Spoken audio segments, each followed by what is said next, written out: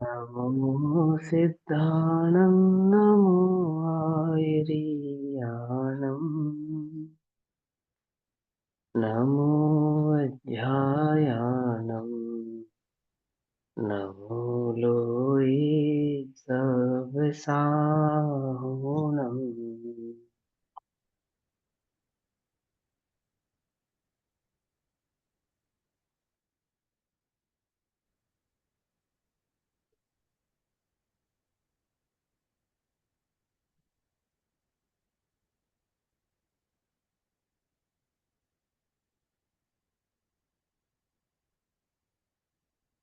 नमः समय साराय स्वानुभूत्या च कासते चित्स्वभावाय भावाय सर्वभावान्तरच्छिदे।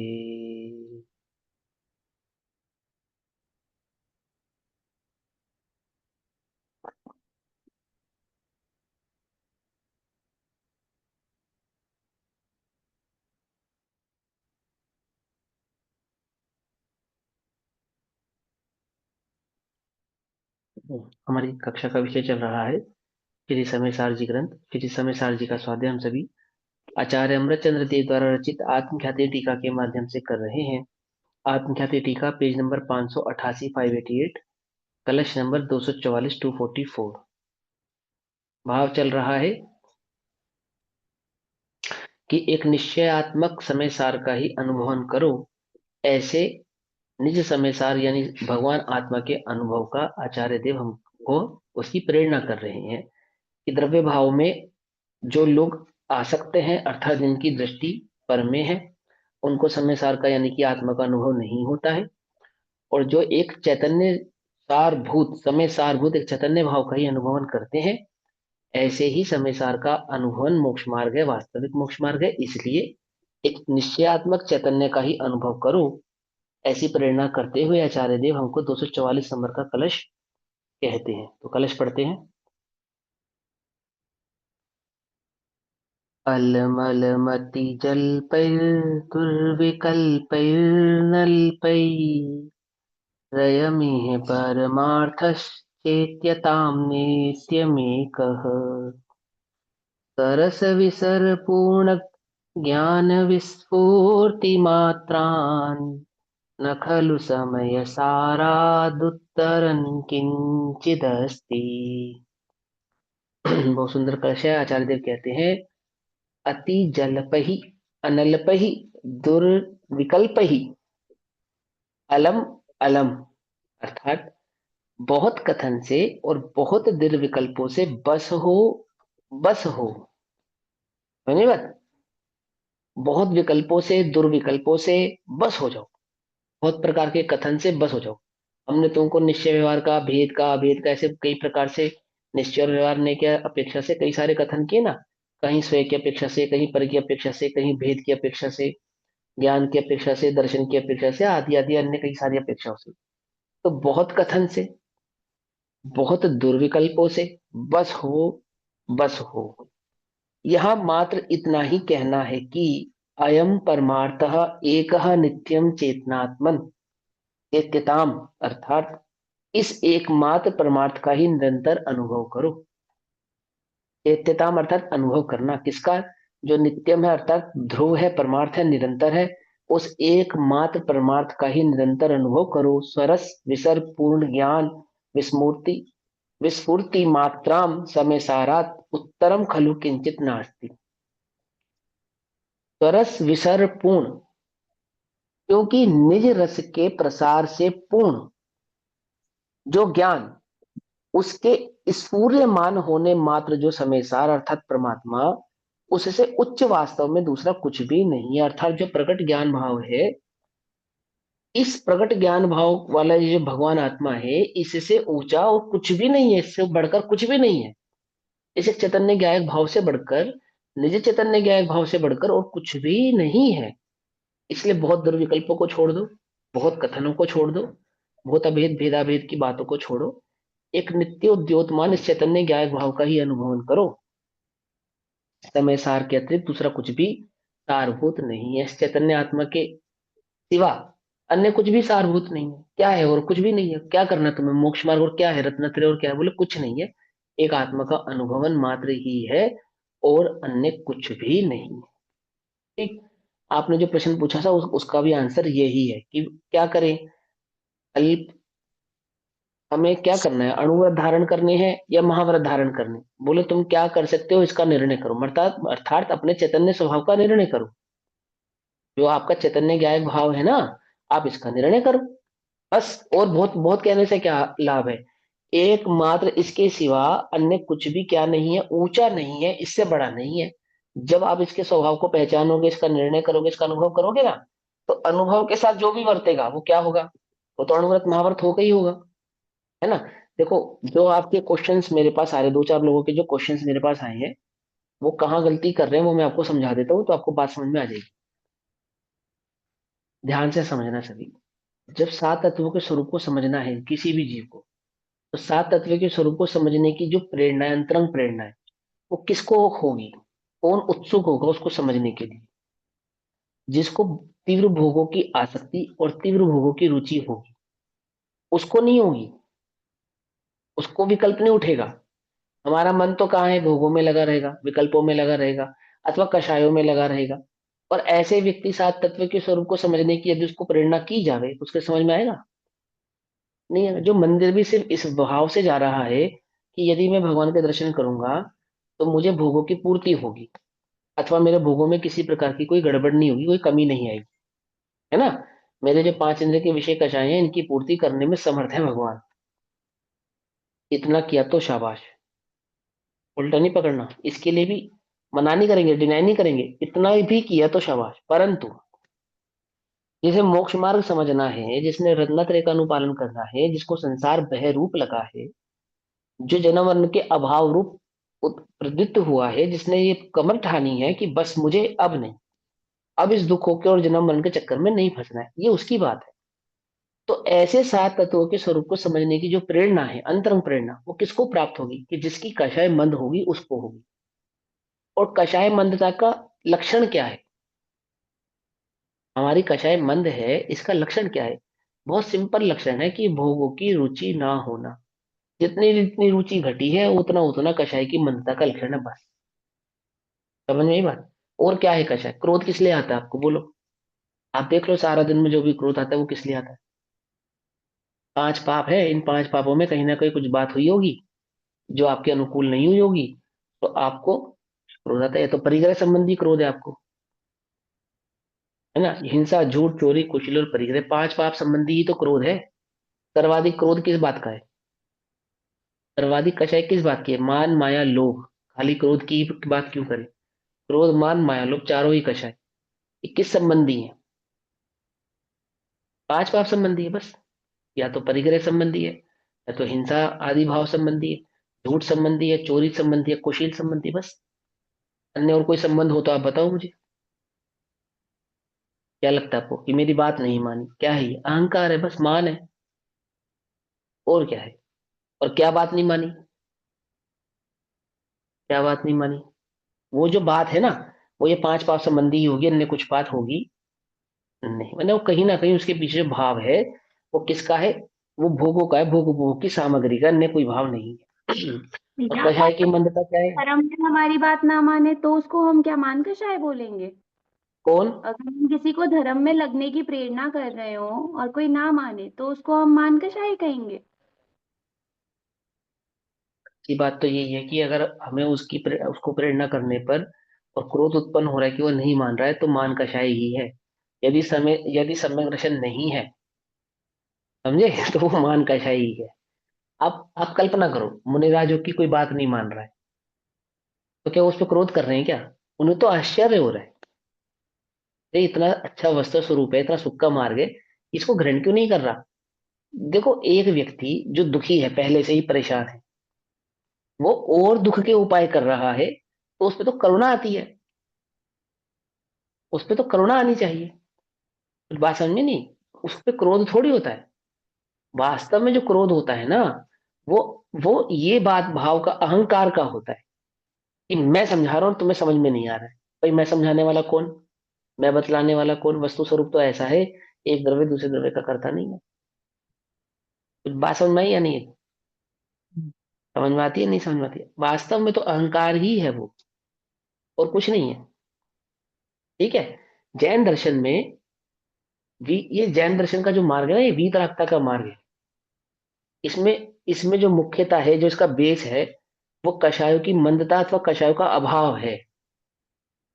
बात समझ में आई या नहीं आई है ना? अब कोई कहे कि गुरु भी अपने शिष्य को डांटते हैं, मारते हैं, पीटते हैं, सब ऐसा आगम ग्रंथों में कई जगह आया है कि ताड़ना भी करते हैं और आदि आदि भाव भी रखते हैं। उससे छल ग्रहण नहीं करना चाहिए, उस बात से छल नहीं ग्रहण करना चाहिए। वो एक एक विशेष परिस्थिति के संदर्भ में है, एक विशेष परिस्थिति की। और मूल बात ये समझो कि जब तक तुम्हें समय दर्शन प्रकट नहीं हुआ स्वयं को, पहले काम किसका करना? पहले अपना काम करना है, पहले अन्य का काम करना? पहले तो अपना करना है ना। मार्ग ही यही है। आदिनाथ भगवान ने पहले अपना कल्याण करा, फिर कल्याण का उपदेश दिया। वहीं से शुरू हुआ है ना, तो अनादि निधन। लेकिन जो संतति चली धर्म की, भगवान आदिनाथ से चली। तो आदिनाथ भगवान ने पहले अपना कल्याण करा, फिर अन्य का कल्याण करा। हम जो आपस में चर्चा कर रहे हैं, ये कोई उपदेश नहीं है कि मैं आपका गुरु हूं, आप मेरे शिष्य, नहीं। हम सब साधर्मी हैं, जितने भी मुमुक्षु समाज में विद्वान मौजूद हैं, जितने भी। अब कोई उल्टा न पकड़े। व्यवहार से हम उन्हें गुरु कहें, जैसे हम दादा को गुरु मानते हैं, या अपने गुरु जी को गुरु मानते हैं, पंडित सुरेंद्र प्रकाश जी को गुरु मानते हैं, बड़े पंडित साहब को गुरु मानते हैं। वो एक लौकिक व्यवहार मात्र है, वास्तविक गुरुपना नहीं है। यदि वे स्वयं के अंदर गुरुत्व का भाव लेकर आएंगे, जिनको हम गुरु मानते हैं, तो पथ भ्रष्ट हैं फिर वे, किसी भी, क्योंकि हम वास्तव में साधर्मी हैं। हमारे और आपके बीच में गुरु और शिष्य का न्याता नहीं है। गुरु और शिष्य का जो भाव होता है, वो दिगंबर मुनिराजों के समक्ष ही हो सकता है। वे ही परम गुरु होते हैं, एकमात्र वे गुरु होते हैं, अन्य कोई गुरु नहीं होता है। परम गुरु अरिहंत भगवान होते हैं, और या फिर उनके दासानुदास जो अरिहंत भगवान आदि जो मुनिराज होते हैं, वे गुरु होते हैं। निर्ग्रंथ दिगंबर अवस्था ही गुरु अवस्था है, अन्य कोई अवस्था गुरु अवस्था नहीं है। और वे गुरु मोक्ष मार्ग में हमें लगाने के लिए, हम जैसे सुभट जीवों को मोक्ष मार्ग में लगाने के लिए वे ताड़ना भी देते हैं। तो उनकी ताड़ना अहंकार नहीं है।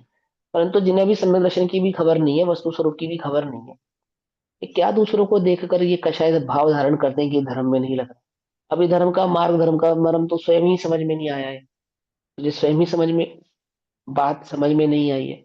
भगवान आर्यन भगवान है ना, केवल ज्ञान में स्पष्ट देख रहे हैं कितने विरोधी हैं उनके। और वो कह रहे हैं कि मेरा क्या विरोध कर रहा है, तो वस्तु स्वरूप का विरोध करके अपना ही बुरा कर रहा है। उन्हें दिख रहा होगा ये अपन यहाँ से नरक जाएगा, यहाँ से निगोज जाएगा, यहाँ से ऐसा करेगा, यहाँ से ऐसा करेगा। किस पे क्रोध करेंगे बोलो? अवधि ज्ञानी मुनिराज, मन पर्या ज्ञानी मुनिराज, उनके समक्ष जो आते हैं, धर्म की बुद्धि धारण करके भी जो जीव आते हैं, उनका भी तो दिखता होगा ना उन्हें। समझ में आता होगा ना विकल्प आने पर कि नरक जाएगा या स्वर्ग जाएगा या कहाँ जाएगा, अथवा इसको धर्म भाव कितना धारण हुआ या नहीं हुआ। 40,000 मुनिराजों का संघ है, 40 के 40,000 मुनिराज उनके संघ के, भद्रबाहु मुनिराज के संघ के। ये तो बहुत छोटा संघ है 40,000 मुनिराजों का। ये बहुत बड़ा संघ नहीं, छोटा संघ है ये। बड़े बड़े संघों में तो लाखों लाखों मुनिराज हो सकते हैं। समझे? अभी तो ये तो पंचम काल है, इसकी बलिहारी मुनिराज देखने को, इस प्रकार के मुनिराज के दर्शन करने को प्राप्त नहीं होते। परंतु एक बात विचार कर कर देखो, लक्षणों को ज्ञाता जो भगवान आचार्य भगवंत होते हैं, वे ये बात पहले से निर्णय कर लेते हैं, समझ में आ जाता है उनको कि 40,000 मुनिराजों में कितने मुनिराज तो नरकगामी होंगे। क्या कह रहा हूँ, इससे ज्यादा बुरी स्थिति तो नहीं होगी ना। इन 40,000 मुनिराजों में कितने मुनिराज ऐसे हो सकते हैं जो नरकगामी होंगे? जा सकते नहीं जा सकते मुनिराज नरक? द्विपायन मुनि गए या नहीं गए? गए ना। ऐसे हो सकते हैं, कितने ही ऐसे हैं जो कल्याण कर पाएंगे, कितने ही ऐसे मिथ्या दृष्टि ही रहेंगे। है या नहीं है? वो बताओ किस किस के प्रति किस क्रोध करेंगे, किस किस के प्रति किस किस के पीछे दौड़ेंगे। वस्तु स्वरूप को जानने वाले, वस्तु स्थिति को समझने वाले, वस्तु अपने निज चैतन्य ज्ञायक भाव में स्थित रहने का प्रयास करते हैं, भेद विज्ञान करते हैं। ये पहला काम ये करते हैं, पहला काम। और कदाचित किसी के प्रति रोष भी प्रकट होता है ना, क्रोध आदि भाव भी प्रकट होता है, तो उसको क्या मानते हैं वे? उसको दोष ही मानते हैं। धर्म के संबंधी उत्पन्न हुए क्रोधादि भाव को भी दोष मानते हैं। मानते नहीं मानते? सन्मति नाम के जो मुनिराज हैं, उन्होंने जब मंत्री के साथ वाद विवाद किया, तो मंत्री के साथ करने वाला जो वाद विवाद था वो किसके संदर्भ में था? अपने संदर्भ में थोड़ी था, संघ के संदर्भ में ही तो था कि आप हमारे आचार्य को अथवा हमारे संघ को क्या समझते हो, ऐसे ही समझते हो क्या? है? उन्होंने वाद विवाद किया और उन्होंने निरुत्तर कर दिया। तो क्या वाद विवाद करने में आचार्य असमर्थ थे? पहले तो वो आचार्य के पास ही गए थे ना, चर्चा करने वो चारों मंत्री सबसे पहले किसके पास गए थे? कंपनाचार्य के पास ही गए थे, उनके संग में ही गए थे। और वहां सब सब साधु मौन, किसी ने भी उत्तर नहीं दिया। तो जो मौन थे क्या वे असमर्थ थे? क्या वे उत्तर नहीं दे सकते थे? क्या उनको ज्ञान नहीं था? है ना। और सन्मति ने उनके साथ, सन्मति गुरुदेव मुनि ने उनके साथ वाद विवाद किया। तो उस वाद विवाद का परिणाम क्या मिला उनको? प्रायश्चित। वो वीतरागता का मार्ग है ये किसी को दिखलाने का, किसी को संभालने का मार्ग थोड़ी है। अब सन्मति मुनिराज ने तो धर्म बुद्धि से ही किया था वाद विवाद, या तो सुधर जाए, तेरी मति सुधर जाए, तो क्या कर रही है, क्या समझ रहा है? कोई उनका उद्देश्य खराब थोड़ी था, उद्देश्य तो अच्छा था। लेकिन अच्छा होने पर भी, उद्देश्य अच्छा होने पर भी, जो अपने परिणामों का बिगाड़ करे, जो अपने गुण स्थान से च्युत करे, जो अपने मार्ग से भटकाए, ऐसी भावना से तो सदैव दूर ही रहना चाहिए, धारण नहीं करनी चाहिए। बोले तुम्हारा काम है, तुम्हारे तुम्हारे योग्यता के विरुद्ध कार्य था, हमसे पूछे बिना तुमने कैसे चर्चा कर ली, मार्ग में चर्चा कैसे की? जाओ जाके वहीं पर खड़े हो जाओ। आज रात्रि का जो तुम्हारा ध्यान है, आज उत्सर्ग वहीं होगा जहां तुमने वाद विवाद किया। आई बात समझ में? नहीं समझ में आई? हमें जो क्रोध आ रहा है, यदि हम ये समझ रहे हैं कि हमें धर्म संबंधी आ रहा है, निचली भूमिका में धर्म संबंधी क्रोध को कोई भला कहे तो कहो, वास्तविक मोक्ष मार्ग में तो उसे भला कहते नहीं, कशाय कोई भी भली नहीं है, कोई भी भली नहीं है। समझे? इस जीव की दुर्गति करने वाली ही है। और जिन्हें धर्म समझ में आता है उनको कषाय नहीं उत्पन्न होती, उन्हें तो वीतराग भाव उत्पन्न होता है। बात समझ में नहीं? क्या भाव उत्पन्न होता है? वीतराग भाव उत्पन्न होता है। बोलो। 5 पांडव और 2 पांडव क्या भाव कर रहे हैं, नकुल और सहदेव? कि मेरे समक्ष खड़े मेरे मुनिराज, भाई नहीं, भाई नहीं, भाई कहेंगे तो फिर तो गड़बड़ है, भाई मानेंगे तो स्वर्ग भी नहीं मिलेगा। तो समझे? मेरे मुनिराज जो समक्ष खड़े ना, मुनिराज, इनको ये वेदना ना होती हो, अथवा इस प्रकार का वेदना संबंधी जो विकल्प, अपने लिए नहीं, अपने समक्ष खड़े हुए मुनिराजों के प्रति, भाई के प्रति नहीं। वात्सल्य तो प्रेम। क्या? हाँ, वात्सल्य है वात्सल्य ना ये, प्रेम। है ना। वात्सल्य की सजा होनी चाहिए, वात्सल्य के लिए आपको प्रोत्साहन मिलना चाहिए। वात्सल्य करने की सजा मिलनी चाहिए, या वात्सल्य करने का आपको गिफ्ट मिलना चाहिए? क्या मिलना चाहिए वात्सल्य के बदले? उनको तो सजा मिली, उनको तो सजा मिली, उनकी तो निर्जरा नहीं हुई, उनको तो तलवार सिद्धि के देवतियों में चले गए वो तो बेचारे। कार्य करने बैठे थे सिद्ध, कहाँ तो सिद्ध बनते, अब कहाँ सिद्धों को नमस्कार करेंगे, नीचे रह गए। कुछ बात समझ नहीं? कहाँ तो अनंत सुखी होते, अनंत दर्शन, अनंत अनंत ज्ञान, अनंत सुख, अनंत वीर्य को भुगते, कहाँ तो संयम धारण किया था, कहाँ संयम गति में चले गए। कुछ बात समझ में नहीं? अनंत सुख भोगते, अब कितना सुख भोग रहे हैं? चौथे गुणस्थानवर्ती को जितना हो सकता है बस उतना। है ना? बात समझ में आई? आकुलता है ना वहाँ, वहाँ 3 कषाय संबंधी आकुलता रहेगी ना, अनंतानुबंधी, प्रत्याख्यान और अप्रत्याख्यान, सॉरी अप्रत्याख्यान, अप्रत्याख्यान और संजुलन, ये 3 कषाय संबंधी आकुलता रहेगी नहीं रहेगी वहां पे? तो वात्सल्य करने का परिणाम आकुलता का भोगना, ऐसा क्यों? ज्ञानी को नरक सजा नहीं लगती, ध्यान रखना। ज्ञानी को प्रतिकूलताएं ये दुख रूप नहीं है, ज्ञानी को कषाय दुख रूप है। कषाय वास्तविक सजा है ऐसा जानता है, यह है ज्ञानी का लक्षण। ध्यान से समझना। अज्ञानी को क्या लगता है? 4 गतियों में अच्छी गति कौन सी है? स्वर्ग गति, फिर उसके बाद मनुष्य गति, है ना। ज्ञानी को पूछो कौन सी गति अच्छी है, कोई गति अच्छी नहीं है, कोई गति अच्छी नहीं है ना। दुख, फिर दुख रूप क्या है? नरक दुख रूप नहीं है, त्रियंच दुख रूप नहीं है, एक इंद्रिय आदि पर्याय दुख रूप नहीं है, तो दुख रूप है क्या? बोले कषाय दुख रूप है। कषाय दुख रूप है, जो अंतरंग में कषाय वर्त रही है, ये दुख रूप है, ये नहीं वर्ते। प्रयास किसका कर रहे हैं? सारे विकल्पों को छोड़ दो, बहुत क्या कहें, बहुत कथन और बहुत दुर्विकल्पों से बस हो, बस हो, अलम अलम, बस हो। बस हो। क्यों? एक चैतन्य का ही अनुभव करो बस, और कुछ अनुभव करने योग्य नहीं है। समय सार से अतिरिक्त दूसरा कुछ भी सारभूत नहीं है। पूर्ण ज्ञान स्वरूप आत्मा का अनुभव करना चाहिए। पूर्ण ज्ञान माने, पूर्ण ज्ञान मतलब माने, ज्ञान स्वभाव हाँ पूर्ण ज्ञान माने, हाँ पूर्ण ज्ञान माने केवल ज्ञान नहीं, ना, स्वभाव। हाँ स्वभाव। पूर्ण ज्ञान माने ज्ञान मात्र। आत्मा वो है, वो ज्ञान मात्र है, चैतन्य मात्र। वहां पूर्ण ज्ञान यानी वो चैतन्य भाव मात्र। पूर्ण ज्ञान स्वरूप आत्मा अनुभव करना चाहिए। इसके अतिरिक्त वास्तव में दूसरा कुछ भी सारभूत नहीं है। एक ज्ञान के सिवा, एक ज्ञान की अनुभूति के सिवा अन्य कुछ भी अनुभूत नहीं करना चाहिए। उसके सिवा अन्य कुछ भी सारभूत नहीं है। समझे? कुछ और कोई अन्य भाव, कोई अन्य विकल्प, कोई अन्य परिणाम कुछ भी सारभूत नहीं। ना वात्सल्य का परिणाम। अब मिथ्या ग्रहण नहीं करना भाव, विपरीत भाव नहीं ग्रहण करना इसके प्रति, है ना। न पुण्य भाव, न शुभ भाव, न वात्सल्य भाव, न किसी को उपदेश का भाव, न अन्य भाव। इस जगत में क्या हो रहा, कुछ नहीं। ये परिणाम भी कि जगत के सभी जीवों का कल्याण हो, ये जो परिणाम है, जगत के सभी जीवों का कल्याण हो, ये अच्छा परिणाम है ना। अच्छा परिणाम है या नहीं है बताओ, है ना। हाँ। तो नहीं। लेकिन निर्जरा का हाँ लेकिन निर्जरा का कारण नहीं है, बंध का कारण है। तीर्थंकर प्रकृति की बंध का कारण है ना। समझे या नहीं समझे? तो ये तो भैया बहुत अच्छी बात है। तीर्थंकर प्रकृति का बंद होगा इस भावना से कि सभी जीवों का कल्याण है, तो बहुत अच्छी बात है। तो क्या बताएं, मोक्ष मार्ग में इस परिणाम की वैल्यू जीरो है। आप तीर्थंकर प्रकृति बंद है ना, बंद बंद जिन्हें अच्छा लगता है, जिन्हें बंद सुख रूप है, उन्हें मोक्ष मार्ग की प्राप्ति होती नहीं है। हाँ ठीक है, सहज ही जीवों में, जीवों के प्रति कल्याण का भाव जिनके चित्त में होता है, उन्हें सहज ही तीर्थंकर प्रकृति का आश्रय भी होता है। सहज ही होता है, वो भी बुद्धिपूर्वक नहीं होता, कहने से नहीं होता, करने से नहीं होता। लेकिन वास्तविक लक्ष्य तो एकमात्र चैतन्य ज्ञान भाव में स्थिरता का ही है, रमणता का ही है, अन्य कुछ नहीं। जगत में कुछ हो जाए, कुछ बदल दे, ऐसा कोई परिणाम वहां पर नहीं। बड़े ध्यान से समझना, ये वीतरागता का मार्ग है। कोई इसे कठोरता का मार्ग समझे तो ऐसा नहीं,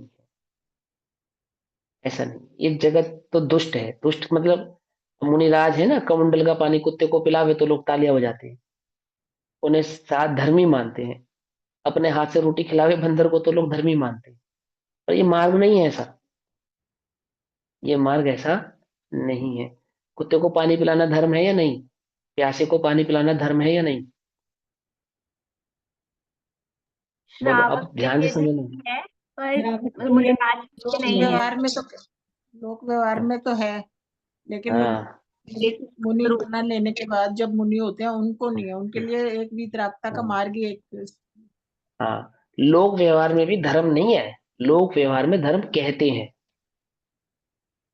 ये बात बहुत ध्यान से सुनना है, नहीं कहते कहना, बस कहना भर है। ये कहने वाली बात, हम इस बात में तो बहुत अच्छे से समझते हैं। आप ही का घर है, आप ही का सामान है, आप हमारे हो, हम आपके हैं, इसमें तो बहुत अच्छे से समझते हैं। ये बस कहते हैं, कुछ बात समझ में नहीं है ना। ये तो कहने भर की बात है भैया। कह आपका बच्चा पूछे आपसे, अरे मम्मी वो आपकी बहन थी, ऐसा कहते हैं। उसको तो झट समझा दोगे, कहते हैं। समझा, समझाते नहीं समझाते? किसी को तुम बहन कहो, किसी को तुम भैया कहो, अथवा किसी को आप ही का घर है ऐसा कहो, और आपका बच्चा पूछे, अब एक सेकंड नहीं लगाओगे, अरे कहते हैं, ऐसा कहना पड़ता है, कहना पड़ता है बेटा। यहाँ नहीं समझता ये बात। ये कहते हैं, हो तो कहते हैं, ऐसे परिणाम हो, भूमिका अनुसार निचली भूमिका में इस प्रकार के परिणाम हो, तो लोग में उन्हें धर्म कहते हैं। कहने में आपत्ति नहीं है हमें, कहो खूब कहो, परंतु मानते नहीं है। ज्ञानी के ऐसे परिणाम होने पर भी ज्ञानी उन परिणामों में अटकता नहीं है। उन्हें अच्छा है ऐसा नहीं मानता, या धर्म रूप है ऐसा भी नहीं मानता। कैसे? सहज ही है, बस सहज है तो है, नहीं है तो क्यों नहीं हो रहे, ऐसा भी नहीं है। हो रहे हैं तो क्यों हो रहे हैं, ऐसा भी नहीं है। होने चाहिए, ऐसा भी नहीं है। नहीं होना चाहिए, ऐसा भी नहीं है। क्यों? क्योंकि वास्तव में वो परिणामों का कर्ता नहीं है, ज्ञाता मात्र है। समझे? उसका लक्ष्य ज्ञानी तो ज्ञान पर है। अटकता नहीं है, ज्ञानी तो अटकता नहीं है। जो अज्ञानी है वो सोचते हैं मैंने बहुत बड़ा धर्म कर लिया, पानी पिला दिया अपना। हाँ हाँ, ऐसा लगता है ना। हाँ ऐसे ही। चलो अब सुनो, सारभूत नहीं है। अब अंतिम गाथा में यह है, समय सार ग्रंथ के अभ्यास इत्यादि का फल कहकर फिर से कहते हैं, अब अंतिम गाथा में यह समयसार ग्रंथ के अभ्यास इत्यादि का फल कहकर, ग्रंथ का अभ्यास, समयसार ग्रंथ का अभ्यास माने समयसार ग्रंथ की विषयभूत जो समयसारमय वस्तु है उसके अभ्यास, ठीक है ना। अभ्यास इत्यादि का फल कहकर आचार्य भगवान इस ग्रंथ को पूर्ण करते हैं और उसका सूचक श्लोक पहले कहा जा रहा है। ग्रंथ पूर्ण करने से पहले, ग्रंथ पूर्ण करने के पहले का जो सूचक श्लोक है, वे आचार्य अमरचंद्र देव कह रहे हैं। समयसार की पूर्णता तो वास्तव में सिद्धत्व की प्राप्ति होने पर ही होती है, ठीक, उससे पहले नहीं होती है। ग्रंथ पूर्ण हुआ या नहीं हुआ, कहते हैं, हुआ नहीं है, होगा कब? अच्छा, शुरू कब होता है? सम्यक दर्शन से शुरू होता है। तो हमने समयसार शुरू किया, ये कहते तो है, मानना मत, सम्यक दर्शन से शुरू होगा। और अब हम ग्रंथ पूर्ण कर रहे हैं, तो कहते तो है, पर मानना मत, वो सिद्धत्व अवस्था प्रकट होगी तब पूर्ण होगा, ठीक। ना अभी अभी कुछ नहीं किया ना पढ़ा, ना शुरू हुआ, तो पूर्ण तो कब होगा? जब जिसकी शुरुआत ही नहीं हुई। तो शुरुआत कहाँ से होती है? शुरुआत सम्यक दर्शन से होती है, ठीक। अब इस अंतिम गाथा में यह समयसार ग्रंथ के अभ्यास इत्यादि का फल कहकर आचार्य भगवान इस ग्रंथ को पूर्ण करते हैं। उसका सूचक श्लोक पहले कहा जा रहा है, श्लोक नंबर 245। इदमेकं जगच्चक्षुरक्षयं याति पूर्णताम् विज्ञानघनमानन्दं यमध्यक्षतां नयत्। आनंदमयम विज्ञान घनम अध्यक्षताम नयत। आनंदमय विज्ञान घन को, विज्ञान घन को अर्थात ज्ञान स्वभाव, जो ज्ञान मात्र है ना, मात्र ज्ञान, अन्य कुछ नहीं। ये घन समझना ध्यान से, घन हम जैसे हम घन पुद्गल की पर्याय को घन कहते हैं ना, ये वैसा घन नहीं है।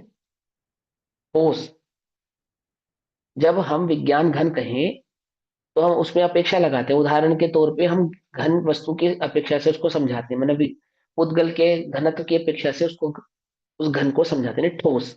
जैसे लोहे के घनत्व को समझाना या पीतल के घनत्व को समझाना। पर घनत्व का वास्तविक अर्थ क्या है? विज्ञान घन कि सिवाय ज्ञान के अन्य कुछ नहीं है, ये विज्ञान घन हो गया। मेरी बात समझ में आई या नहीं समझे? उपयोग जो है वो ज्ञान के सिवा अन्य कहीं नहीं जा रहा। एक ज्ञान में ऐसा स्थिर हुआ कि अन्य कोई भाव उस ज्ञान का विषय नहीं है ज्ञान के सिवा, ये हो गया घन। जैसे उस घन वस्तु में घनत्व जिसको प्राप्त होता है, अगर वो लोहे का पिंड है, लोहे पिंड है, तो वहां लोहे के सिवा अन्य कुछ नहीं है, कुछ भी नहीं है, ये उसका घनत्व है। समझे बात? नहीं समझ में कि आप उसमें किसी चीज का प्रवेश करवाना चाहो, तो जिसमें घनत्व होगा, घनत्व वस्तु में अन्य का प्रवेश नहीं होगा। ऐसे ही विज्ञान घन अर्थात उस ज्ञान स्वभाव के सिवा अन्य अन्य कोई भाव नहीं, कोई परिणाम नहीं, कोई दृष्टि नहीं, कहीं उपयोग नहीं, और कोई प्रवेश उसमें कर सकता नहीं। ये हो गया विज्ञान घन। ज्ञान उपयोग एक ज्ञान भयमय स्वभाव में स्थिर हो गया, परमानेंट स्थिर हो जैसे गया। चीनी का खिलौना है, वो ज्ञान घन हो गया। शुगर घन हो गई, शुगर इकट्ठी हो गई एक हाँ, दूसरे से। इकट्ठी हो जाती है ना, हाँ। अब वो हाँ, शुगर मात्र है ना, अन्य कुछ नहीं है ना उसमें। हाँ, लेकिन ये उदाहरण है, ये जो पुद्गल की पर्याय का जो हम उदाहरण देते हैं। लेकिन ज्ञान ऐसे इकट्ठा हो जाता है ऐसा नहीं, अथवा ज्ञान घन हो जाता है ऐसा नहीं। वहां उपयोग में ज्ञान के सिवा जब अन्य कोई भाव ना रह जावे, उसको कहते हैं विज्ञान घन, ठीक है ना। इस स्थिति जो जो आत्मा के उपयोग का जो स्वभाव में स्थिर होना है, उस स्थिर भाव को यहाँ पे घन कहना, विज्ञान घन कहते हैं। तो क्या कहते हैं? आनंद में विज्ञान घन को, शुद्ध परमात्मा को, समय सार को प्रत्यक्ष करता हुआ अर्थात अनुभव करता हुआ, एक प्रत्यक्ष करता हुआ यानी अनुभव करता हुआ, इसको कहते हैं स्वानुभूति प्रत्यक्ष। एक प्रदेश प्रत्यक्ष होता है ना, जो प्रदेश प्रत्यक्ष कहा, ये उपचरित कथन है। केवली भगवान को प्रत्यक्ष प्रत्यक्ष होता है ना, केवली भगवान को प्रदेश प्रदेश प्रत्यक्ष होता है ना आत्मा। लेकिन आत्मा प्रदेश प्रत्यक्ष होने से अनुभूति में नहीं आता है। मेरी बात को ध्यान से समझना, अनुभूति होने के बाद आता है ना प्रदेश प्रत्यक्ष। तो केवल ज्ञान बाद में प्रकट होगा या अनुभूति पहले प्रकट होगी? पहले अनुभूति प्रकट होगी, पहले अनुभूति केवल ज्ञान होगी। बाद में प्रकट होगा, है ना। और प्रदेश प्रत्यक्ष हुआ, जैसे वो केवल ज्ञान प्रकट हुआ, तो चूंकि केवल ज्ञान प्रकट हो गया है इसलिए आनंद बढ़ गया है, ऐसा है क्या? ऐसा है क्या? अब ये बात तो पक्की है कि इसमें अनंतता आती है, लेकिन वहां अनंतता आने का तात्पर्य यह नहीं है कि पहले जो आनंद आ रहा था उस आनंद में अनंतता और अनंत आनंद बरतने लगा है। आनंद तो अनुभूति के काल में जितना है वो अपने निरंतरता, आप में पूर्ण, निरंतरता पूर्ण होगी। ही, हाँ, वो निरंतरता है, वो तो पूर्ण ही है। वो जो एक समय का भी, एक समय कहने का तात्पर्य हम पहले समझा चुके, वो जो कुछ काल के लिए भी आनंद अनुभूति की है, आपने प्रकट की है, वो अपने आप में पूर्ण ही है। केवल ज्ञान प्रकट होने पे उसमें उस अनुभूति में कुछ और ऐड ऑन होगा, उस आनंद में कुछ और ऐड ऑन होगा, ऐसा नहीं। हाँ, उसमें जो निरंतरता थी उसको अनंत भाव कहा है वहां पर। समझ में ही बात, नहीं समझ में ही? अब जो यहाँ पे क्या कहा, प्रत्यक्ष करता हुआ, तो प्रत्यक्ष कहने का तात्पर्य कोई प्रदेश प्रत्यक्ष समझे तो ऐसा नहीं है। प्रत्यक्ष कहने का तात्पर्य तो एकमात्र अनुभूति ही है, ठीक है ना। और केवल ज्ञान में प्रदेश प्रत्यक्ष भी होता है, लेकिन प्रदेश प्रत्यक्ष होने से आत्मा का आनंद ज्यादा आता है, उसकी अनुभूति ज्यादा होती है, ऐसा नहीं है। तो वास्तविक प्रत्यक्षता तो किसको कहते हैं? अनुभूति को कहते हैं। ठीक, या नहीं समझे? बात समझ में आई? अनुभूति के काल में आत्मा प्रत्यक्ष होगा या नहीं होगा? तो अब आगम से इसका उत्तर देंगे, उसमें कोई बात ही नहीं, लेकिन ज्ञान में स्पष्ट होना चाहिए, अनुभूति को भी प्रत्यक्ष कहते हैं और एक प्रदेश प्रत्यक्ष भी कहते हैं। कि अनुभूति के काल में प्रदेश प्रत्यक्ष हो चाहे ना हो, परंतु अनुभव प्रत्यक्ष तो है, होता ही है। और मूल अनुभव प्रत्यक्ष की ही वैल्यू है, प्रदेश प्रत्यक्ष की वैल्यू नहीं है, वैल्यू अनुभूति की है। तो क्या कहते हैं, शुद्ध परमात्मा को अर्थात समय सार को प्रत्यक्ष करता हुआ अर्थात अनुभव करता हुआ, इदम एकम अक्षयम जगत चक्षु, यह एक अद्वितीय अक्षत जगत चक्षु समय प्राप्त पूर्णताम याति, पूर्णता को प्राप्त होता है। जगत चक्षु, जगत चक्षु का क्या अर्थ है यहाँ पे? हम्म, केवल ज्ञान का प्रकट होना, ज्ञान में सब झलकता है। क्या? हाँ केवल हाँ, ज्ञान का प्रकट होना। जगत को जानने वाला वह ज्ञान, जगत चक्षु। ये आंख, आंख है ना, आंख, चक्षु, आंख देखती ना जगत को, संसार को देखती ना, ऐसे वो ज्ञान कैसा है? जगत को देखने वाला, जगत को जानने वाला, वो जगत चक्षु। जैसे अन्य धर्मी, अन्य लोग क्या कहते हैं भगवान को? जगत का पालन करता, जगपाल कहते, नहीं कहते जगपाल? जगपाल माने जगत का पालन करने वाला। ऐसे ही जगत को देखने वाला, जानने वाला, ज्ञान चक्षु, तो जगत चक्षु ऐसा कहा होगा। तो क्या कहते हैं, इदम एकम अक्षयम, अक्षयम अर्थात जिसका कभी क्षय नहीं होता, अर्थात वह केवल ज्ञान स्वरूप जगत चक्षु, यह एक अद्वितीय अक्षत अक्षय जगत चक्षु समय प्रावृत पूर्णताम याति, पूर्णता को प्राप्त होता है, अर्थात उस केवल ज्ञान भाव को प्राप्त होता है। कैसे? उस अनुभूति के बल पे, उस अनुभूति की स्थिरता के बल पे, उस अनुभव भगवान समय सार भगवान आत्मा का जो अनुभव हो रहा है ना, उस अनुभव के आधार से वह जगत चक्षु अर्थात पूर्णता को अर्थात केवल ज्ञान भाव को प्राप्त होता है। समय सार पूरा होगा केवल ज्ञान प्रकट होने पर, समय सार पूरा होगा केवल ज्ञान प्रकट होने पर, है ना। पूर्ण करते हुए क्या लिखा था, अब अंतिम गाथा में यह समय सार ग्रंथ के अभ्यास इत्यादि का फल कहकर, क्या फल है इसका? वह केवल ज्ञान प्रकट होना, ये फल है इसका, सिद्धत प्राप्त होना, वह फल है इसका, फल कहकर आचार्य भगवान इस ग्रंथ को पूर्ण करते हैं। तो ग्रंथ की पूर्णता कब होगी? जब केवल ज्ञान प्रकट होगा तभी पूर्णता होगी ग्रंथ की। फल तभी तो मिलेगा ना, फल प्राप्त होगा पूरा तो ये तो पूरा कहलाएगा, अन्यथा थोड़ी पूरा कहलाएगा। तो आनंद में विज्ञान घन को, शुद्ध परमात्मा को, समय सार को प्रत्यक्ष करता हुआ अर्थात अनुभव करता हुआ, ये एक अद्वितीय अक्षय चक्षु, अक्षय जगत चक्षु पूर्णता को प्राप्त होता है। यह समय प्रावृत, समय प्राभूत ग्रंथ वचन रूप से तथा ज्ञान रूप से दोनों प्रकार से जगत को अक्षय अर्थात जिसका विनाश ना हो ऐसे अद्वितीय नेत्र समान है। क्योंकि जैसे नेत्र घटपट आदि को प्रत्यक्ष दिखलाता है, उसी प्रकार समय प्रावर्त अर्थात ये समय सार ग्रंथ आत्मा के शुद्ध स्वरूप को प्रत्यक्ष अनुभव गोचर दिखलाता है। आगे बात, प्रत्यक्ष अनुभव गोचर, ठीक, अनुभव प्रत्यक्ष, तो स्वरूप को प्रत्यक्ष अनुभव गोचर दिखलाता है।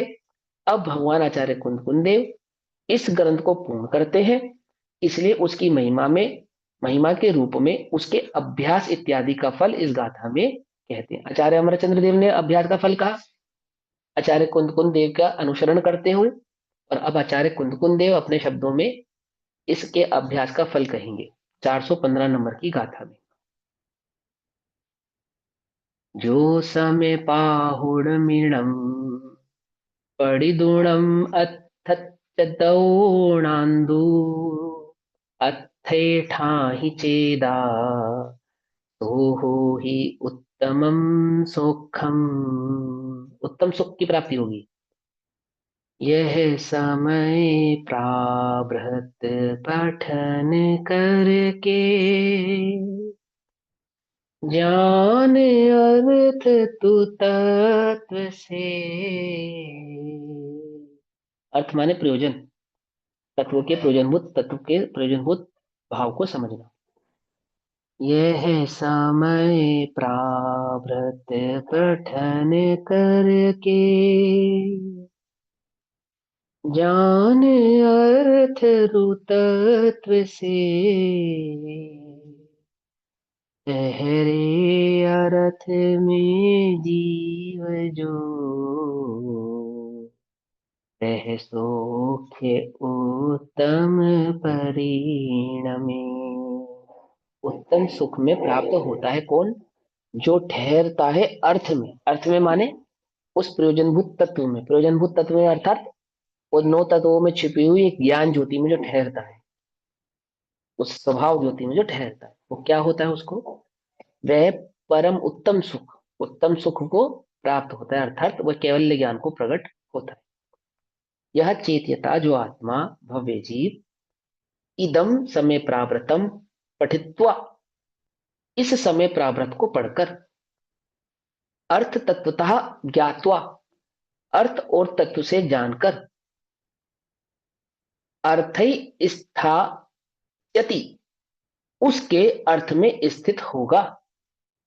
समय प्रावृत के अर्थ में यानी प्रयोजनभूत विषय वस्तु में जो स्थित होगा, तह वह उत्तम सौख्यम भविष्यति, उत्तम सौख्य स्वरूप होगा। उत्तम सौख्य स्वरूप होगा अर्थात स्वयं सुख स्वरूप हो जाएगा, सुखमय हो जाएगा। ठीक, समय सारभूत इस भगवान परमात्मा का, जो कि विश्व का प्रकाशक होने से विश्व समय है, उसका प्रतिपादन करता है। किसका प्रतिपादन कर रहा है? इसका, मेरा। ये जो इतनी इतनी इतनी सुंदर विवक्षा की है ना आचार्य अमरचंद्र देव ने, किसकी की है? समझे? ये मेरी केस चैतन्य ज्ञान तत्व होना जो मैं इसकी कर रहे हैं, समय सारभूत इस भगवान परमात्मा का, जो कि विश्व का प्रकाशक होने से, किसका प्रकाशक होने से? विश्व का प्रकाशक होने से, विश्व समय है उसका प्रतिपादन करता है। इसलिए जो स्वयं शब्द ब्रह्म के समान है, ऐसे शब्द ब्रह्म के समान कौन है? इधर देखो, उसमें पढ़ के नहीं बताना। जो स्वयं शब्द ब्रह्म के समान है कौन? जो आचार्य देव का वचन है, ये जो समय सार है, समय समझे? हाँ, ये जो भगवान का वचन है ना, आचार्य भगवान का जो वचन कह रहे हैं, वो हमसे जो हमें जो उपदेश दे रहे हैं, ये जो समय सार जी है, ये क्या है? ये स्वयं में क्या है? शब्द ब्रह्म है ना। और मैं कौन हूं?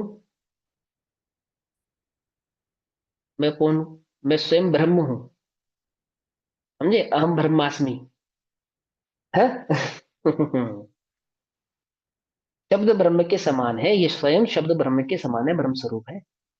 ऐसे इस शास्त्र को जो आत्मा भली भांति पढ़कर विश्व को प्रकाशित करने में समर्थ, ऐसे परमार्थभूत, जो पूरे विश्व को प्रकाशित करने में समर्थ है, ऐसे परमार्थभूत इस चैतन्य प्रकाश रूप आत्मा का निश्चय करता हुआ, इसका चैतन्य प्रकाश रूप आत्मा का, चैतन्य प्रकाश रूप निजात्म तत्व का निश्चय करता हुआ अर्थात उसमें स्थिर होता हुआ, उसका अनुभव करता हुआ, निश्चय करता हुआ अर्थात, समझे ना, उसका उसमें स्थित होता हुआ, उसका अनुभव करता हुआ, अर्थ से और तत्व से जानकर, इस समय सार जी में कहे गए शब्दों के अर्थ और उन अर्थों का जो प्रयोजन भाव है उसको जानकर, उसी के अर्थभूत भगवान एक पूर्ण विज्ञान घन पर ब्रह्म में, पर ब्रह्म कौन है अब यहाँ पे?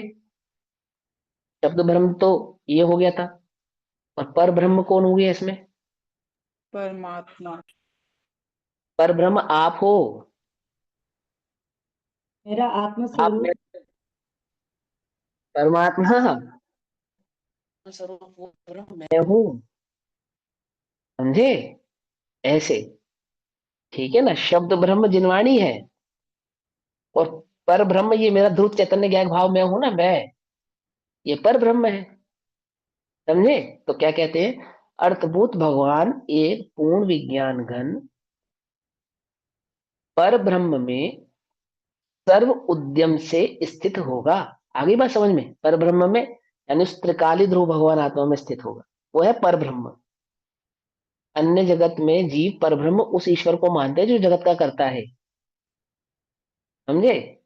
अपने समय सार में ऐसा नहीं, पर ब्रह्म तो ये है, ये तो त्रिकाली ध्रुव भगवान आत्मा, और इसका जो विवेचन करे सो वो शब्द ब्रह्म हो गया। ब्रह्म का विवेचन करने वाला भी ब्रह्म, समझे? तो पूर्ण विज्ञान घन पर ब्रह्म में सर्व उद्यम से स्थित होगा वह आत्मा, साक्षात तत्क्षण प्रकट होने वाले, साक्षात और तत्क्षण, तत्क्षण माने उसी समय, जिस समय तुमने निर्णय किया उसकी दृष्टि करी, उसी समय वो तुम्हारे दृष्टिगोचर हो जाएगा, उसी समय, है ना? तत्क्षण प्रकट होने वाले एक चैतन्य रस से परिपूर्ण स्वभाव में सुस्थित और निराकुल, आकुलता बिना का यानी बिना कषाय का, बिना दुख का, है ना? तो स्थित और निराकुल होने से जो परमानंद शब्द से वाच्य है, क्या कहा?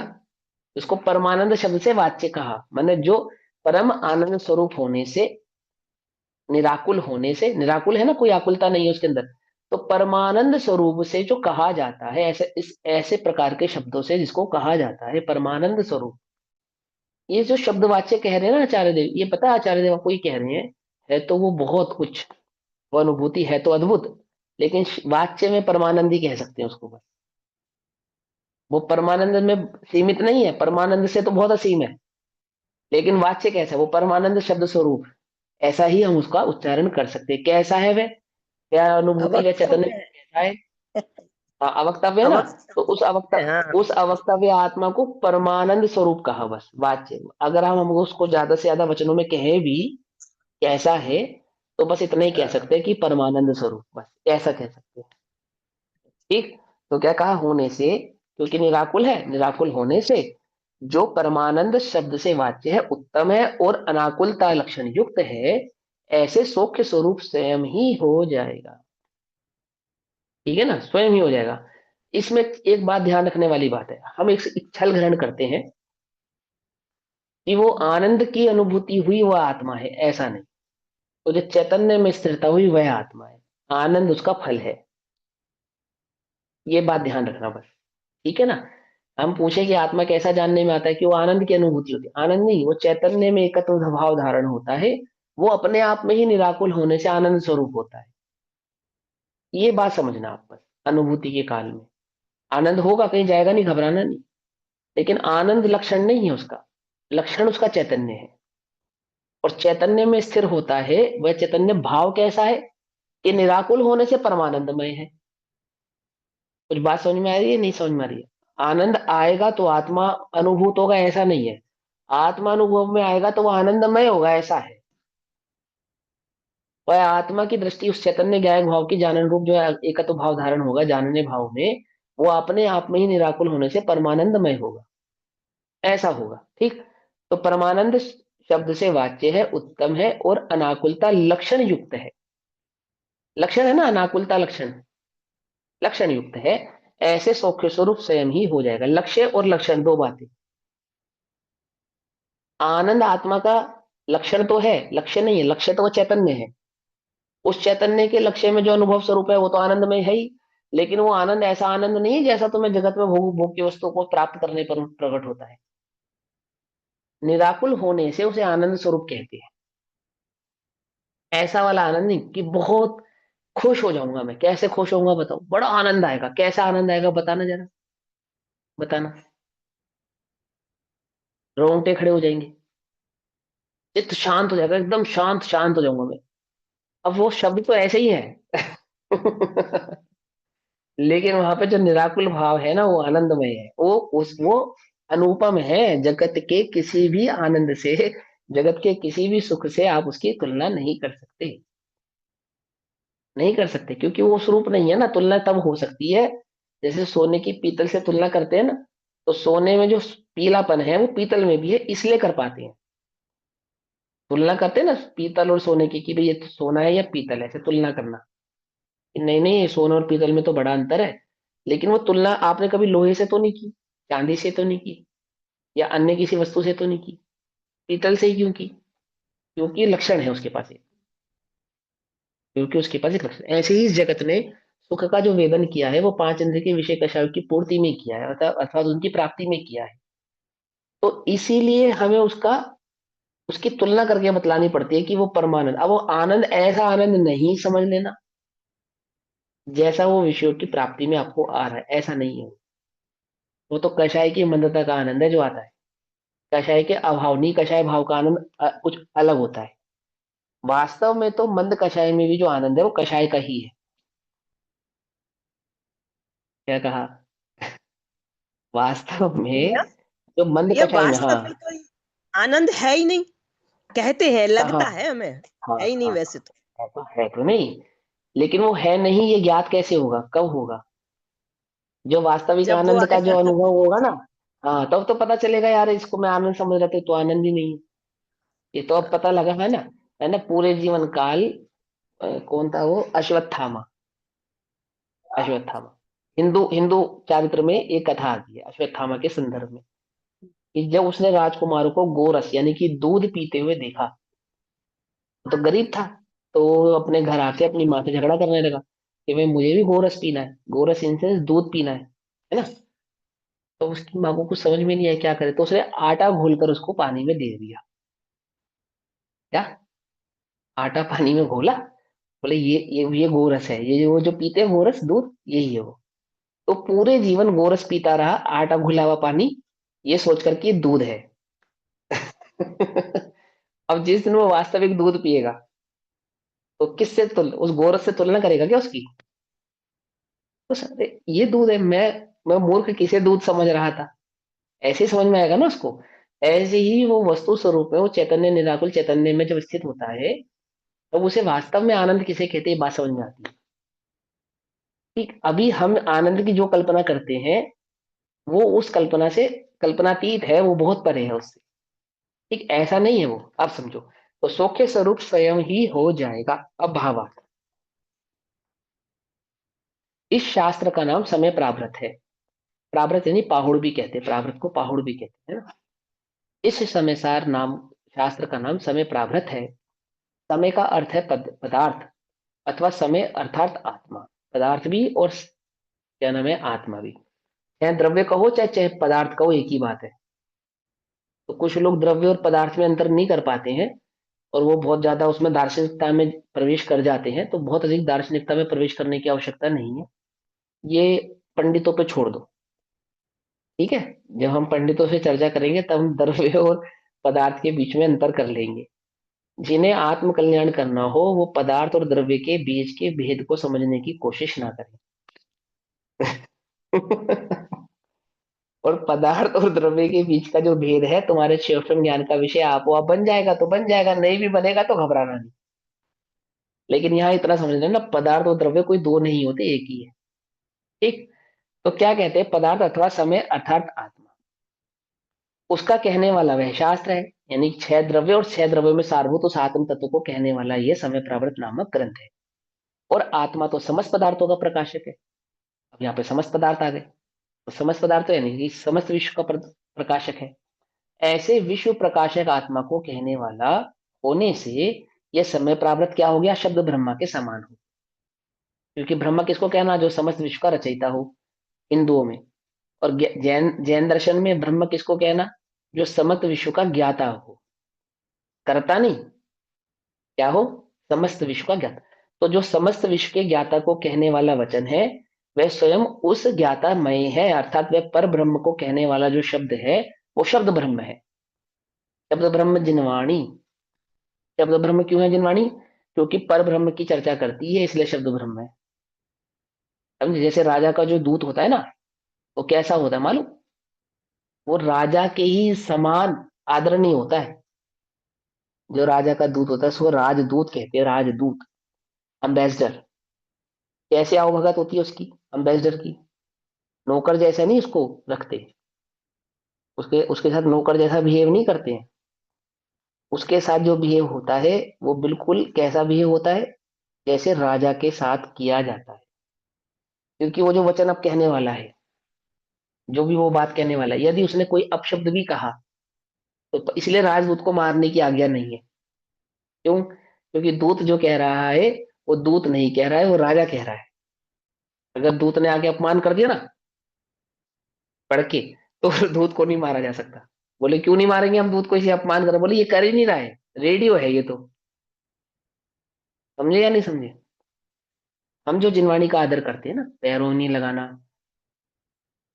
नीचे स्थान पे नहीं रखना, झूठे हाथों से नहीं छूना, क्यों क्यों नहीं करना, तो ये साक्षात परब्रह्म है ना, जो परब्रह्म, उसके स्वरूप का कहने वाली होने से स्वयं शब्द ब्रह्म है। आ गई बात समझ में, क्यों करते हैं हम आदर जिनवाणी का, है ना। तो उसको देख रख के रखते हैं, सहेज के रखते हैं। जैसे आप भगवान का आदर करते हैं वैसे जिनवाणी का आदर करो। बोले क्यों, ये अलग नहीं है उनसे कुछ, वही तो है ये वही तो कह रही है जो वो कहना चाहते हैं। कुछ बात समझ में नहीं। इसलिए आचार्यों ने क्या कहा, पंचम काल में केवल ज्ञान ज्योति का जो प्रकाशक है, साक्षात तीर्थंकर स्वरूप कौन है, ये जिनवाणी ही है।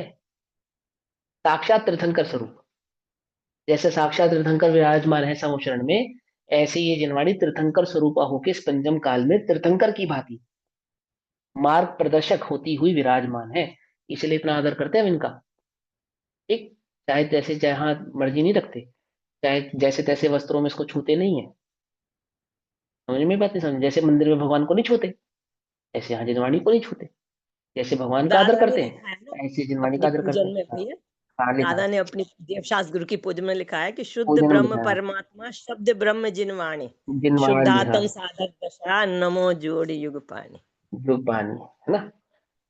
तो आचार्य कल्प पंडित टोडरमल जी ने भी कहा है पहले अधिकार में, उस शब्द को शब्द ब्रह्म कह के पुकारा है, और शुद्ध शब्द ब्रह्म कह के उसको सिद्ध किया है कि जो शब्द है ना, स्वयं सिद्ध होने से ब्रह्म स्वरूप ही है। ऐसा कोई इसका रचना करने वाला हो ऐसा नहीं है। ऐसे इस प्रकार से उसको समझाया। हम जो अखबार है या बचपन में जो स्कूल की किताबों को भी हम पाव लगता था तो ऐसे छूते थे, ऐसे जहां पे भी शब्द लिखे हैं उसका अनादर नहीं करते। क्यों नहीं करते हैं, वो शब्द ब्रह्म कहने की अपेक्षा से, क्योंकि वो जो शब्द है, वो शब्द ही तो वास्तव में हमें उस निशब्द वस्तु स्वरूप का ज्ञान कराने वाले हैं। इसलिए उन शब्दों का हम आदर कर रहे हैं। कहा है ठीक, ना इसी शब्द ब्रह्म पर ब्रह्म में वाचक वाच्य नियोग।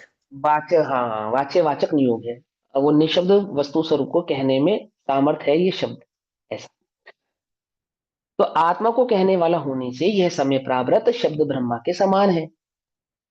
क्योंकि जो समस्त पदार्थों का कहने वाला होता है उसे शब्द ब्रह्म कहा जाता है, और जो समस्त पदार्थों को जानने वाला होता है उसे पर ब्रह्म कहा जाता है। ठीक, द्वादशांग शास्त्र शब्द ब्रह्म है, और इस समय प्रावृत शास्त्र को भी शब्द ब्रह्म की ही उपमा दी गई है। अंश भी, अंशी का अंश उसी में होता है ना, शक्कर का जो अंश है वो शक्कर में ही है। तो ये द्वादशांग का अंश होने से उस द्वादशांग रूप शब्द ब्रह्म ही है। यह शब्द ब्रह्म अर्थात समय प्रावृत पर ब्रह्म को, अर्थात शुद्ध परमात्मा को साक्षात दिखलाता है।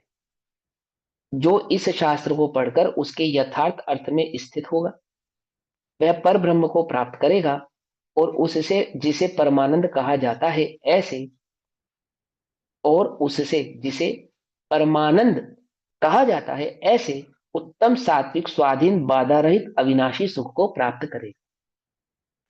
इसलिए हे भव्य जीवो, तुम अपने कल्याण के लिए इसका अभ्यास करो, इसका श्रवण करो, निरंतर इसी का स्मरण और ध्यान करो कि जिससे अविनाशी सुख की प्राप्ति हो। ऐसा श्री गुरुओं का उपदेश है। अब इस सर्वशुद्ध ज्ञान के अधिकार की पूर्णता का कलश रूप श्लोक कहते हैं और भावना भाते हैं कि जिस प्रकार ये समय सार पूर्ण हुआ है, ये भगवान इसी प्रकार मेरा ये समय सार प्राभृतमय पर ब्रह्म स्वरूप भी पूर्ण अवस्था को प्राप्त हो, पूर्णता को प्राप्त हो। क्या कहते हैं? इतिदमात्मनस्तत्त्वं ज्ञानमात्रमवस्थितम् अखण्डमेकमचलं ससंवेदमबाधितम्। इति इदम आत्मनः तत्वं ज्ञानमात्रम अवस्थितम्। इस प्रकार यह आत्मा का तत्व अर्थात परमार्थभूत स्वरूप ज्ञान मात्र निश्चित हुआ। क्या क्या निश्चय किया है? आत्मा क्या है? एक ज्ञान मात्र ही है, अर्थात करता नहीं है, भोगता नहीं है। अखंडम की जो आत्मा का ज्ञान मात्र तत्व अखंड है अर्थात जिसमें कोई भेद नहीं है, अर्थात अनेक ज्ञेयाकारों से और प्रतिपक्षी कर्मों से यद्यपि खंड खंड दिखाई देता है, तथापि ज्ञान मात्र में खंड नहीं है। एकम एक है, अखंड है, अर्थात अखंड होने से एक रूप है, खंड है इसलिए एक रूप है। ठीक। अचलम अचल है, अर्थात ज्ञान रूप से चलित नहीं होता, ज्ञेय रूप नहीं होता। स्वसंवेद्यम स्वसंवेद अर्थात अनुभव से जानने में आता है, अर्थात अपने से ही ज्ञात होने योग्य है। अबाधितम और अबाधित है, अर्थात किसी मिथ्या युक्ति से बाधा नहीं पाता। यहाँ आत्मा का निज स्वरूप ज्ञान ही कहा है। इसका कारण यह है कि आत्मा में अनंत धर्म है, किंतु उनमें कितने ही तो साधारण है कि इसलिए वे अतिव्याप्ति युक्त है और उनसे आत्मा को पहचाना नहीं जा सकता। और कुछ धर्म प्रयाश्रित है, किसी अवस्था में होते हैं और किसी अवस्था में नहीं होते हैं, इसलिए वे अव्याप्ति युक्त हैं, उनसे भी आत्मा को नहीं पहचाना जा सकता। जैसे अस्तित्व वस्तु धर्म में अस्तित्व वस्तु प्रमेयवादी क्या है? अतिव्याप्ति हो गए, और केवल ज्ञान आदि क्या हो गए? ये अव्याप्ति हो गए। ठीक है ना? इसलिए अव्याप्ति युक्त है, उनसे भी आत्मा नहीं पहचाना जा सकता। चेतनता यद्यपि आत्मा का अतिव्याप्ति और अव्याप्ति रहित लक्षण है, तथापि वह शक्ति मात्र है। चैतन्य भाव वो शक्ति मात्र है। वो ज्ञान का लक्षण है ना, वो चैतन्य गर्भित है, ठीक, शक्ति मात्र है। अदृष्ट है, दृश्य तो जानने में तो ज्ञान ही आएगा, और ज्ञान में जो अहमपना है वो चैतन्य का अहमपना कहलाएगा। एक उसकी व्यक्ति दर्शन और ज्ञान है। उस चैतन्य का जो व्यक्तित्व है यानी कि जो प्रकट हो रहा है, वो दर्शन और ज्ञान भाव से प्रकट हो रहा है, वो चैतन्य भाव। समझाया था ना आपको पहले भी, दर्शन और ज्ञान को जब एक कर देंगे तो क्या बन जाएगा? चैतन्य बन जाएगा। और वहां चैतन्य कहने का मतलब मात्र ज्ञान दर्शन नहीं है, वहां चैतन्य कहने का मतलब है वो अनंत गुणात्मक भगवान आत्मा। चैतन्य उसका लक्षण है, और उस चैतन्य को कैसे पहचानते हैं? ज्ञान और दर्शन से पहचानते हैं। प्रीवियस कक्षाओं में इस बात को अच्छे से समझाया हमने, है ना? पूरा कर लेते इसको, है ना? जल्दी तो नहीं है किसी को? कर लो ना आराम से पूरा। हाँ, चलो। उसकी व्यक्ति दर्शन और ज्ञान है। उस दर्शन और ज्ञान में भी ज्ञान साकार है, प्रकट अनुभव गोचर है। साकार कहने का मतलब क्या होता है? ज्ञान साकार है कहने का मतलब क्या होता है? परिपूर्ण है। बतलाओ। नहीं, परिपूर्ण ये अर्थ नहीं, नहीं नहीं नहीं। ज्ञान पकड़ में ज्ञान आना। साकार ययाकार नहीं, ज्ञान रूप ऐसा पकड़ में आना, ज्ञान लक्षण से पहचाना जा सकता है, इसलिए साकार है। हाँ, इसलिए साकार है। ये ऐसे ज्ञान जानने में आता है, पहचानने में आता है, इसको साकार कहते हैं। जो जानने में है उसको साकार कहते हैं। आकार का मतलब हमेशा आकार नहीं होता है। ये आकार और ज्ञानाकार ऐसे समझ में आ जाएंगे तुम्हें अगर कभी समझ नहीं होता। जब हम कहते हैं ज्ञानाकार, कहने का मतलब ये है वो जो ज्ञान सतत जानने में आ रहा है ज्ञान भाव से, उसको ज्ञानाकार कहा है। और ज्ञान साकार है अर्थात लक्षण से पहचाना जाता है, इसको ज्ञान साकार कहते हैं। ठीक। ज्ञान साकार है, प्रगट अनुभव गोचर है ना? अगली लाइन में बता दी ना, प्रगट अनुभव गोचर है अर्थात अनुभव में आता है ना, ज्ञान जानने में आता है, ज्ञान है, इसलिए उसको साकार कहा। इसलिए उसके द्वारा ही आत्मा पहचाना जा सकता है, उस ज्ञान के द्वारा ही आत्मा को पहचाना जा सकता है। इसलिए यहाँ इस ज्ञान को ही प्रदान करके आत्मा का तत्व कहा है। यहाँ ऐसा नहीं समझना चाहिए कि आत्मा को ज्ञान मात्र तत्व वाला कहा है इसलिए इतना ही परमार्थ है और अन्य धर्म मिथ्या है। वे आत्मा में नहीं है। ऐसा सर्वथा एकांत ग्रहण करने से तो मिथ्या दृष्टि आ जाता है, मिथ्या दृष्टित्व आ जाता है और विज्ञानदात्वादि बौद्धों का और वेदांतियों का मत आ जाता है। इसलिए ऐसा एकांत बाधा सहित है। ऐसे एकांत अभिप्राय से कोई मुनि व्रत भी पाले और आत्मा का ज्ञान मात्र का ध्यान भी करे तो भी मिथ्या तो नहीं कर सकता। मंद कषायों के कारण भले ही स्वर्ग प्राप्त हो जाए किंतु मोक्ष का साधन तो नहीं होता। कब होता है मोक्ष का साधन? कि ज्ञान मात्र की अपेक्षा से आत्मा को पहचानने वाले भी उसके अनंत गुणात्मक भाव को भूलते नहीं है, जानते हैं वह अनंत गुणात्मक है ना। इसलिए स्यादवाद से यथार्थ समझना चाहिए। सवैया सवैया कल पढ़ेंगे हम, अभी समय है। इस प्रकार श्री समय सार की श्रीमद भगवत कुंदाचार्य देव प्रणीत श्री समयसार परमागम की श्रीमद आचार्य अमृतचंद्र देव विरचित आत्मख्याति नामक टीका में सर्वश्रुत ज्ञान का प्ररूपक 9वां अंक समाप्त हुआ। और इसी भाव के साथ हम आचार्य देव को नमस्कार करते हैं, सिद्धों को नमस्कार करते हैं और भावना बाते हैं कि हे भगवान, जिस प्रकार इस समय से प्रारब्ध की आज पूर्णता हुई है उसी प्रकार मेरे चैतन्य ज्ञायक भाव की भी पूर्णता जल्दी ही मुझे प्राप्त हो। इसी मंगल भावना के साथ ओम नमः सिद्धेभ्यः। निज निधि निज में बताई यह अनंत उपकार है, उसके लिए जिनवाणी माँ को वंदना शत बार है।